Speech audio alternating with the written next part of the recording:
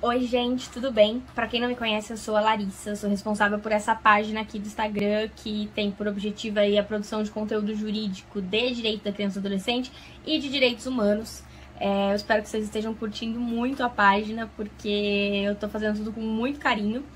E hoje eu quero postar aqui pra vocês um vídeo novo de um quadro que vai ser lançado aqui no feed, que chama Case em Vídeo.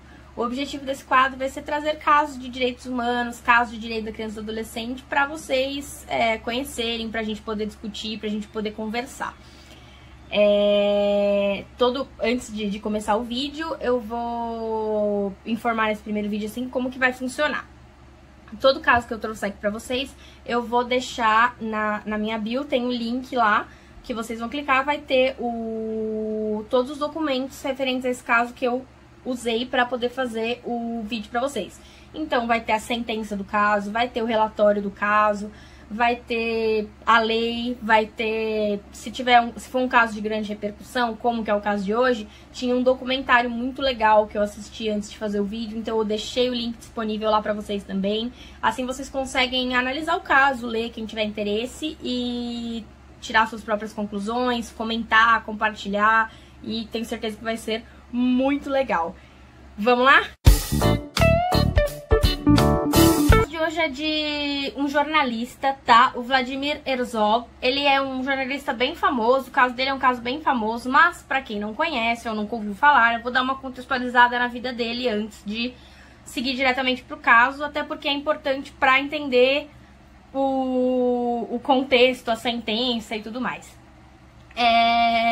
O Vladimir, ele é da Iugoslávia, tá? Ele nasceu em 37 e ele é filho de judeus que acabaram se mudando pra Itália e depois, posteriormente, pro Brasil, em razão da época da Alemanha nazista e tudo que estava acontecendo naquela parte do mundo. Na década de 70, já aqui no Brasil, ele assumiu o cargo de direção do Departamento de Telejornalismo da TV Cultura e ele também era professor de jornalismo na USP, ali na parte do ECA, que é da ECA, não sei bem como que fala na USP, aquele setor dessa área jornalística. Na vida adulta também, ele foi vinculado ao Partido Comunista Brasileiro e passou a atuar politicamente no movimento de resistência à ditadura militar. Eu vou dar uma pausa aqui na história dele para contextualizar o momento político do Brasil nessa época. Eu falei que ele em 70 que ele assumiu o cargo de jornalista, tá? Em 74 foi quando o Geisel tomou posse da presidência da República. Então a gente estava vivendo um período aí de ditadura militar e com a posse do Geisel começou a ter um discurso aí de abertura política, a famosa distensão, né? Que deveria significar uma diminuição da censura, uma investigação das denúncias de tortura, assim sucessivamente. Só que o que acontece? Tava tendo esse discurso, mas na prática a gente tinha um problema, que enquanto alguns tentavam essa reabertura democrática, os militares de linha mais dura se sentiam ameaçados, né? E começou aí uma afirmação de que os comunistas estariam infiltrados em São Paulo. E dada essa sensação de ameaça desses militares dessa linha mais dura, a repressão continuava muito forte, muito forte. Foi quando em 1975, o Centro de Informações do Exército se voltou diretamente para o Partido Comunista. E aí que a gente liga as duas histórias do jornalista com o momento político do Brasil nesta época. O caso começa por quê? Porque no dia 25 de outubro de 1975, o Vladimir foi convocado para depor no DOI-CODE, tá? Então ele foi até lá e a partir desse dia ele nunca mais foi visto com vida, tá? Então a história do caso começa aí. No dia 10 de julho de 2009, muitos anos depois do ocorrido, não vou falar os anos exatos porque eu não sei fazer conta, a Comissão Interamericana de Direitos Humanos recebeu uma petição inicial, processo 12.879, que foi apresentada pelo Centro pela Justiça e o Direito Internacional, pela Fundação Interamericana de Defesa dos Direitos Humanos, pelo Centro Santos Dias da Arquidiocese de São Paulo e pelo Grupo Tortura Nunca Mais de São Paulo. A ação ela foi proposta por esses peticionários que pedindo a responsabilização internacional do Brasil pela prisão arbitrária, tortura e a morte do jornalista Vladimir, que foi ocorrida nas dependências do Exército, né, que eu falei que ele tinha ido lá depor no DOI-CODE, no dia 25 de outubro de 1975, e pela contínua impunidade dos fatos em virtude da lei da anistia promulgada durante a ditadura militar. Vou fazer uma pausa aqui, tá? Para quem não lembra ou não sabe, a lei da anistia ela foi promulgada no dia 28 de agosto de 79, tá? Então, 4 anos depois da morte do Vladimir. Vocês estão ouvindo isso? Voltando. Ela foi promulgada no dia 28 de agosto de 1979 para conceder anistia, né? Que é o esquecimento, o perdão, a todos que no período de 2 de setembro de 61 a 15 de agosto de 79, da ditadura militar, né, ou um pouco antes ainda, cometeram crimes políticos ou por motivação política, tá? Então, a lei da anistia, aí só um adendo, é isso. Beleza. Após essa petição inicial proposta por esses peticionários que eu falei, tem um processo a ser cumprido.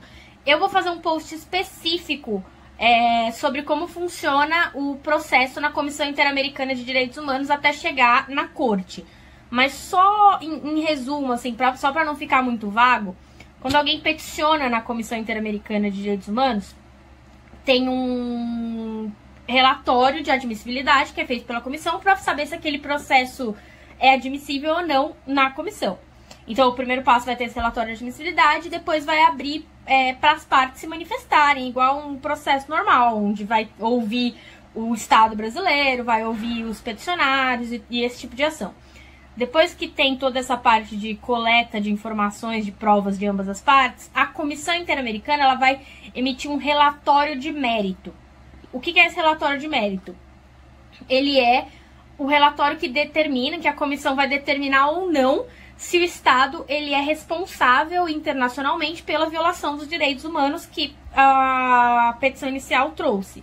Então, no relatório tem a determinação da responsabilidade do Estado e uma sugestão, recomendação que a comissão dá para o Estado cumprir em razão dessa responsabilização.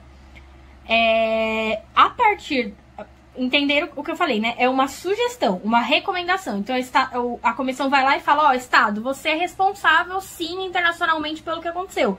Então, agora, a recomendação da comissão é essa, XXX. A partir dessa recomendação, ela dá um prazo para que o Estado demonstre quais foram as medidas que ele tomou a partir dessa recomendação. Então, o que ele fez para cumprir com as recomendações da comissão. Nesse caso do Vladimir, deu 2 meses, mas eu já vou chegar lá. Então, dá esse prazo. Se a comissão entender que não foram tomadas medidas, ou que nada foi feito, ou que alguma coisa ainda deve ser resolvida, ela vai submeter a ação proposta à Corte Interamericana. Então, a Corte Interamericana vai ter um caráter jurisdicional. Então, ele vai receber a ação pela comissão e vai dar uma sentença, tá? Sentença aí com algo efetivamente obrigatório de ser cumprido. Então, a Comissão Interamericana, ela é um órgão político do sistema. E caso a comissão verifique que o caso não está sendo cumprido, que a recomendação não está sendo cumprida, ela encaminha o caso para a corte para que haja uma sentença. Então, a corte ela tem aí esse caráter jurisdicional. Beleza? Foi um resumo de como que funciona. Voltando para o caso. A comissão recebeu o relatório fez o relatório de admissibilidade, ouviu as partes, tramitou o processo e, ao final, emitiu o relatório de mérito, tá? Então, nesse relatório de mérito foi emitido no dia 28 de outubro de 2015, desculpa. Esse relatório, a comissão constatou violação da Convenção Americana, violação da Declaração Americana e violação da Convenção Interamericana para Prevenção de Tortura e prevenir e punir tortura. Tem os artigos certinhos da sentença que eu anexei na bio para que vocês leiam. Eu não vou citar um a um, porque senão esse vídeo vai ter 50 minutos. E ela determinou, a comissão determinou que o Estado é sim responsável internacionalmente pela violação dos direitos humanos do Vladimir neste caso. A comissão deu um prazo de 2 meses para que o Estado se manifestasse sobre essas recomendações e apresentasse um relatório do que foi feito, as medidas que foram tomadas e todas as coisas que foram feitas nesse tempo após a emissão do relatório. Entretanto, o Estado simplesmente juntou no processo, junto à comissão, as informações já reiteradas na fase de mérito ali, da sua responsabilidade, e acrescentou alguns aspectos relacionados. A comissão não ficou satisfeita com esse documento apresentado pelo Estado e apresentou junto à Corte Interamericana, em 22 de abril de 2016, o caso para que fosse julgado as violações de direitos humanos descritas no relatório de mérito feito pela comissão. A Corte recepcionou o caso enviado pela comissão, né? E a comissão tinha solicitado que houvesse uma condenação do Estado nos termos do relatório que eles fizeram de mérito, com aquelas recomendações que eles entenderam que o Estado não aderiu e não fez nada para resolver o problema. No dia 15 de março de 2018, então, houve uma sentença pela Corte Interamericana de Direitos Humanos, tá?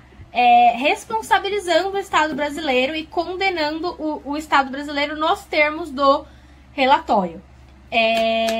Então, assim, eu vou falar por cima as recomendações da sentença, das partes principais, mas reitero, a sentença está anexa no link na bio para que vocês possam ler o inteiro teor e entender toda a fundamentação. Mas ela é uma sentença grande, tem 105 páginas, se eu não me engano, e não dá para eu ler todos os pontos para vocês. Os pontos principais da sentença foram que o Estado ele deve reiniciar, né, com a devida diligência, o devido processo penal ou investigação cabível, os fatos ocorridos no dia 25 de outubro de 75, para identificar, processar e, se for pertinente, punir os responsáveis pelo ocorrido, pela tortura e morte do senhor Vladimir. Então foi, sim, entendido que houve tortura, que houve morte, que foi um assassinato do jornalista nas dependências do Exército ali no DOI-CODE. Também foi determinado que o Estado ele deve adotar medidas idôneas, né, para que não ocorram mais esse tipo de situação e para que se reconheça perante um reconhecimento público o ocorrido com o senhor Vladimir, que realmente foi um crime, que teve uma violação e que houve falta de investigação, de punição e tudo isso. Então foi determinado em sentença esse reconhecimento público do Estado brasileiro. Também houve a condenação do Estado ao pagamento de danos materiais e danos morais, né, que na sentença está como danos imateriais, aos peticionários, né, aos envolvidos nessa história. Então, o Estado ele foi condenado ao pagamento. Os valores, eles estão estipulados em um capítulo específico da sentença, tá? Eu vou deixar aqui que é o parágrafo 392, 397, 403, 410 e 415 da sentença. Então, são nesses parágrafos que está estipulado certinho quanto que o Estado deve pagar para os peticionários. Também foi determinado que, dada todas as situações, a partir disso, o Estado tem um prazo de 1 ano para demonstrar o cumprimento das medidas, né, de todas as determinações da sentença, e a Corte Interamericana supervisionará, dentro do exercício das suas atribuições, se a sentença foi ou não devidamente cumprida, quais foram as medidas tomadas pelo Estado e toda essa situação. Então, né, teve a condenação. No caso do Vladimir, o Estado foi responsabilizado pelo descumprimento da convenção, da declaração, teve violação dos direitos humanos, então teve tortura, teve morte. Eu espero que vocês tenham gostado muito desse vídeo, curtam. Comenta aqui embaixo o que vocês acharam. Comenta se tem algum caso em específico que vocês querem que eu traga, que eu trate. posta no Stories, marca o perfil e é isso aí. Obrigada, gente. Um beijo.